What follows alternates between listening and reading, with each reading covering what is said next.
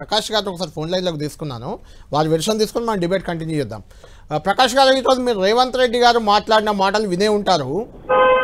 వస్తున్నాయి ఇప్పుడు గండిపేటకి ఏదైతే గోదావరి ఫేజ్ 2 ఫేజ్ 3 వాటర్ వస్తున్నాయో అవి ఎట్టి పరిస్థితుల్లో కాళేశ్వరం వాటర్ కాదు, కాళేశ్వరానికి దీనికి సంబంధం లేదు అని ఏదో తాడి చెట్టు అంతా పెరిగాడు, ఆయనకు ముఖాల్లో మెదడు ఉందని ఏదో మాట్లాడారు. మొత్తానికి కాళేశ్వరాన్ని ఉద్దేశించి అనుకుంటుంది.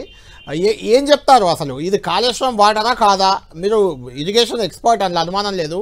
మీరు ఇక్కడ ఉన్న వాళ్ళకి కానీ లేకుంటే రేవంత్ రెడ్డి గారికి కానీ బీఆర్ఎస్ వాదన కానీ అది కాళేశ్వరానికి సంబంధమే లేదు ఈ నీళ్ళకి అనే దానికి మీరు ఏం చెప్తారు? అంటే కాళేశ్వరం అంటే కేవలం మేడిగడ్డ కాదనేది ఫస్ట్ అర్థం చేసుకోవాలి. ఇప్పుడు ఆయన తీసుకురావాల్సింది మల్లన్న సాగర్ మీద నుంచే కదండి. ఇప్పుడు మిడ్ మానేర్ ఎల్లంపల్లి నుంచి మిడ్ మానేర్ పోవాలంటే మళ్ళీ వయా ఈ Nandi Medaram pump house, Gayatri pump house ద్వారానే పోవాలి. ఇప్పుడు ఫస్ట్ ఫేజ్ ఏదైతున్నదో అంతవరకు మాత్రమే ఎల్లంపల్లి నుంచి పెట్టారు. ఎల్లంపల్లికి ఉన్న కెపాసిటీకి, ఎల్లంపల్లికి ఉన్న అవసరాలకు హైదరాబాద్ కు నీళ్లు రావడం అనేది సాధ్యం కాదు, నీళ్లు తేవడం సాధ్యం కాదు. కాబట్టి ఇవన్నీ కూడా పంప్ హౌసెస్, తర్వాత 3rd TMC అని ఏదైతే కేసీఆర్ పెట్టారో అది ఇప్పుడు హైదరాబాద్ కు వచ్చే నీళ్ల కోసం అది తప్పనిసరి అవసరం అన్నట్టు. అంటే కాళేశ్వరం ఒరిజినల్ ప్రాజెక్టే కాకుండా ఈ 3వ TMC కూడా ఇప్పుడు మనకు అలైన్మెంట్ లో ఉంది. ఎల్లంపల్లి నుంచి డైరెక్ట్ నేరుగా మిడ్ మానేర్ కు, మిడ్ మానేర్ నుంచి అనంత సాగర్, రంగనాయక సాగర్, అక్కడి నుంచి మల్లన్న సాగర్, మల్లన్న సాగర్ టు గండిపేట అండ్ హిమాయత్ సాగర్. కాబట్టి ఈ నెట్వర్క్ మొత్తం కూడా కాళేశ్వరంలో భాగం అండి. కాళేశ్వరం సంబంధం లేకుండా ఒక్క చుక్క నీరు కూడా హైదరాబాద్ కు రాదుగా. ఎందుకంటే వచ్చే మొదటి ఫేజ్ ఏదైతున్నదో ఇప్పటికే వస్తున్నది. అది మనకు మంచినీళ్ళ కోసం ఎల్లంపల్లి నుంచి ఫస్ట్ ఫేజ్ లో వాడుతున్నాం. సెకండ్ ఫేజ్ కానీ థర్డ్ ఫేజ్ కానీ భవిష్యత్తులో ఇంకా ఏ ఫేజ్ తీసుకున్నా కూడా ఓన్లీ కాళేశ్వరమే దిక్కు, వేరే ఏది లేదు కళ్యాణ్ గారు.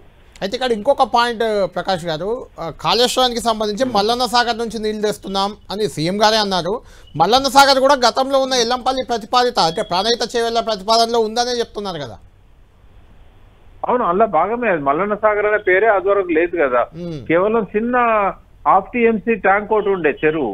అవును, ఆ చిన్న చెరువును ప్రాణహిత చేవెల్లో పెట్టారు. మొత్తం ప్రాణహిత చేవెళ్లలో 14 TMCలు ఉంటే ఒక మల్లన్న సాగరే 50 TMCలు అండి ఇప్పుడు రైట్ నౌ. అదివరకు లేకుండే, ప్రతిపాదన కూడా లేకుండే. ఇది స్టోరేజ్ ఇంక్రీజ్ చేయాలనే ప్రతిపాదన కూడా రాజశేఖర రెడ్డి గారు కానీ కిరణ్ కుమార్ రెడ్డి గారు చేయలేదు. వాస్తవానికి ఎల్లంపల్లి, శ్రీపాద ఎల్లంపల్లి ప్రాజెక్ట్ కెపాసిటీ ఎంత అండి? అప్పుడు కాంగ్రెస్ పార్టీ దాన్ని ప్రారంభించినప్పుడు దాని కెపాసిటీ ఎంత? 20 TMCలు అది. Right, okay, thank you Prakash గారు. చెప్పండి. ఓకే, దాని నుంచి ఏంటంటే 16 TMCలు ఇండస్ట్రియల్ వాటర్ అండి. దానిలో కాంపోనెంట్ అంటే 4 TMCలు హైదరాబాద్ కు ఆడున్న 20 TMCలు అయితే 16 TMCలు అంటే కొన్ని రన్నింగ్ లో ఏమైతే అంటే 2-3 ఫిల్లింగ్స్ ఉంటాయి అనే ఉద్దేశంతో మనం కెపాసిటీ కంటే ఇంకో 50% ఎక్కువ అంచనా వేస్తాం. 20 TMCలు అంటే 30 TMCలు వాడుకోవాలి. బట్ అన్ఫార్చునేట్లీ హైదరాబాద్ కే 30 TMCలు ఉన్నాయి, NTPCకు ఉన్న పరిశ్రమలకు 16 TMCలు ఉన్నాయి, ఎన్రూట్ విలేజెస్ కు 10 TMCలు అంటే 56 TMCలు ఎల్లంపల్లి నుంచి వాడుకోవాలి మనం. ఇంకా ఫస్ట్ ఫేజ్ కే సరిపోతలేదు, ఇంకా మిగతా నీళ్ళు ఎక్కడి నుంచి వస్తాయండి? ఇంకోటి పైన నీకు ఎల్లంపల్లికి నీళ్ళు రావాలంటే శ్రీరామ్ సాగర్ 4 ఏళ్లకు ఒక్కసారి నిండుతున్నది. మొత్తం 10 ఏళ్లలో 2 సార్లు కూడా శ్రీరామ్ సాగర్ నుంచి ఎల్లంపల్లికి నీళ్లు వస్తలేవు. కడెం నుంచి కొద్ది నీళ్లు మాత్రమే వస్తాయి ప్రతి సంవత్సరం కూడా. కడెం అనేది చిన్న ప్రాజెక్ట్ కాబట్టి ఒక 10 TMCలు 20 TMCలు అంతకు మించి రావు అక్కడ. కాబట్టి ఎల్లంపల్లి అవసరాలకే ఎల్లంపల్లిలో నీళ్ళు లేవు. కంపల్సరీ కాళేశ్వరం నుంచి ఎత్తిపోసుకోకుండా మనం ఈ మల్లన్న సాగర్ కు ఒక చుక్క నీటిని కూడా లిఫ్ట్ చేయలేం మనం. రైట్, రామ్మోహన్ రెడ్డి గారు, మీ అనుమానం ఏమైనా ఉందా ప్రకాష్ గారితో మాట్లాడేది? ఒక్క నిమిషం, ఊటకం ఏం లేదల్లా. ఇప్పుడు కాళేశ్వరం నుంచి మీకు ఒకసారి అర్థమయ్యేటట్టు చెప్తాను నేను. ఇప్పుడు సుందిల్లా అన్నారము విషయంలో కోదండరామ్ గారు మొన్న అసెంబ్లీలో కౌన్సిల్లో క్వశ్చన్ అడిగినప్పుడు మన ముఖ్యమంత్రి గారే ఏం చేశారంటే ఈ 2 ఉత్తమ్ కుమార్ రెడ్డి అనుకుంటా బహుశా ఈ సుందిళ్లకు అన్నారంకు ఏం కాలేదు, ఇంటాక్ట్ బాగున్నాయని చెప్పాడు. మీరు కౌన్సిల్లో ఉత్తమ్ కుమార్ రెడ్డి గారు ఇచ్చిన ఆన్సర్ ను మీరు తీసుకోండి. ఆ రెండింటికి ఏం కాలేదు, ఒక నిమిషం, ఆ రెండింటికి ఏం కాలేదని చెప్పారు. ఇప్పుడు కూడా మనం చూసాము దాదాపుగా ఈ సంవత్సరము వర్షాకాలంలో ఒక 1500 TMCలు అంటే ఒక 500-600 TMCలు ఏమో నేరుగా ఎల్లంపల్లి నుంచి అన్నారం సుందిళ్ల మీదుగా మేడిగడ్డకు వచ్చినాయి. అయినా కూడా వాటికి ఏం కాలేదు. మనం స్టోరేజ్ కూడా మొత్తం ఫుల్ లెవెల్ కాకుండా కొంత స్టోరేజ్ చేసినా కూడా మనకేం నష్టం లేదు. బట్ NDSA వాళ్ళు వద్దన్నారనే ఉద్దేశంతో కాసేపు ఆపాం. మనం NDSA వాళ్ళతో మాట్లాడి రేపు వచ్చే సమ్మర్ వరకు మిగతా రిపేర్స్ అన్ని కంప్లీట్ చేసుకొని, అంటే రిపేర్లు కంప్లీట్ అనే కానీ వాళ్ళకు ఒక అనుమానం ఉంది, కొన్ని టెస్టులు చేయాలని చెప్పారు. ఆ టెస్టులు కూడా చేసుకుంటే మనకు అవి రెండు కూడా నీళ్లు నింపుకోవచ్చు. మేడిగడ్డ విషయానికి వచ్చినప్పుడు ఏంటంటే మేడిగడ్డలో మనము నవంబర్ దాకా ఎత్తిపోసుకోవడానికి మనకు మేడిగడ్డ గేట్లు వేయాల్సిన అవసరం లేదు రామ్మోహన్ రెడ్డి గారు. కేవలం వచ్చే ఫ్లడ్ నుంచే మనము కన్నెపల్లి దగ్గర నుంచి లిఫ్ట్ చేసుకోవచ్చు. ఇప్పుడు అడ్డీలు అంతా ఏంటంటే అన్నారం సుందిల్లా మనకు ఎన్డీఎస్ఏ వాళ్ళు పర్మిషన్ ఇచ్చినట్టయితే మనం లిఫ్ట్ చేసుకొని మల్లన్న సాగర్ దాకా తీసుకురావచ్చు. మీరు అన్న 30 TMC గురించి కూడా చెప్తా, 1 minute. 30 TMC ఎందుకు ఇప్పుడు ఇక్కడ మల్లన్న సాగర్ కు అవసరం అవుతున్నది అని అంటే మనకు ఇక్కడ ఏదైతే ఈ మధ్యలో ఉన్న నందిమేడారము తర్వాత గాయత్రి పంప్ హౌస్ లో మనకు 2 TMCలకే మనకు సొరంగాలు కానీ అక్కడ స్టోరేజ్ లేదు కాబట్టి 2 TMC కంటే ఎక్కువ మనం లిఫ్ట్ చేసుకోలేము. ఇక్కడ 30 TMC ఏంటంటే ఎప్పుడైతే ఎల్లంపల్లి బ్యారేజ్ లో పడుతుందో మేడిగడ్డ నుంచి 30 TMC వాటరు నేరుగా పైప్ లైన్ ద్వారా డైరెక్ట్ ఇక్కడ మిడ్ మానేర్కి వచ్చేస్తుంది అండి అది. కాబట్టి ఈ గాయత్రి నందిమేడారం ఏ వేడికి వచ్చినా తోడేటటువంటి నీళ్ళు లేవంటున్నా సార్. నేను నా పాయింట్ అర్థం చేసుకోండి ప్రకాష్ అన్న. నేను చెప్పేది ఒకటి మీరు ఎంతసేపు చెప్పినా ఎన్డీఎస్ఏ పర్మిషన్ ఇస్తే నీళ్ళు ఆపుకుంటే ఆడ వచ్చే భవిష్యత్తు గురించి మాట్లాడతలేను నేను. ఇప్పుడు లేదు, as on today current status ఏడాది మీద అయిపోయింది.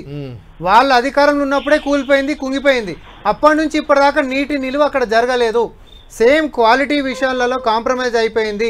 స్ట్రక్చరల్ డిస్ట్రెస్ ఎట్లయితే అబ్జర్వేషన్స్ కనిపించినాయో అది ఎన్డీఎస్ఏ రిపోర్ట్ అయినా, కాగ్లో ఇర్రెగ్యులారిటీస్ అయినా, లేకపోతే పీసీ కోర్స్ కమిషన్ అయినా, విజిలెన్స్ రిపోర్ట్ అయినా అన్నిట్లలో కూడా అవకతవకలు ఉన్నాయని తెలిసిన తర్వాత ఒకటి మరమ్మతు చేస్తే అయిపోతుంది అనేటటువంటి గ్యారెంటీ మేము ఇవ్వమని ఎన్డీఎస్ఏ చెప్తుంది. అదెందుకు చెప్పారు? ఒక్క నిమిషం రామ్మోహన్ రెడ్డి గారు. ఇప్పుడు మీరు అన్నయ్య ఏవైతున్నాయో వాటి మీద ఎన్డీఎస్ఏ ఫైనల్ రిపోర్ట్ లో లాస్ట్ లో ఏం చెప్పిందంటే ఇంకా నిపుణులు చేయించాలి. అట్లా కాదు, ఒక్క నిమిషం. ఇప్పుడు నేను ఇట్లా చెప్తే మీకు అర్థం కాదు, జనానికి అర్థం కాదు. మీకు అర్థమయ్యే భాషలో చెప్తాను నేను. ఒక మనిషి చనిపోయిందండి.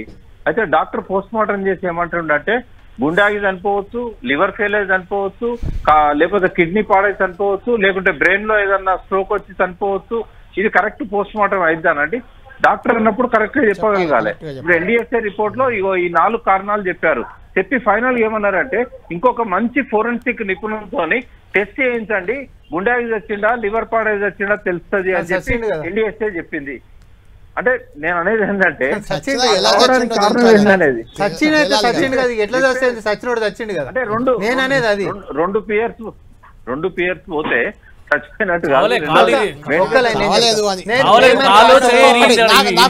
డౌట్ ఉంది, అడుగుతాను ప్రకాష్ గారిని. ప్రకాష్ గారు ఇప్పుడు రామ్మోహన్ రెడ్డి గారు అంటున్న ప్రకారం 240 ఒక నిమిషం అండి రామ్మోహన్ రెడ్డి గారు 240 TMCలల్లా కేవలం ఒక 40-50 TMCలు మాత్రమే మేడిగడ్డ గేట్లు వేయడం వల్ల వస్తాయి.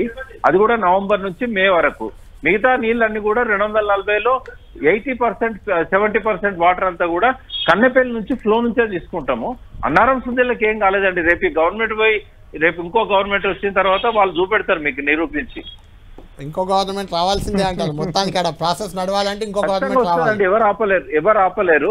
ఎందుకంటే ఎవరు ఆపలేరు ఇంకో గవర్నమెంట్ రావడానికి. ఇంకొకటి ఫైనల్ క్వశ్చన్ జనానికి క్లారిటీ కోసం, మేడిగడ్డ సుందిల్లా అన్నారం ఇలానే ఉంటే అక్కడ అసలు వాటర్ పంపు కానీ ఎత్తిపోయడం కానీ గేట్లు వేయడం కానీ ఏది లేకుండా అలానే వదిలేస్తూ ఉంటే ఇప్పుడు ఈరోజు ఏదైతే గోదావరి phase 2 phase 3 ప్రారంభమైందో దానికి నీళ్ళు వచ్చే అవకాశం ఉందా అసలు హైదరాబాద్కి?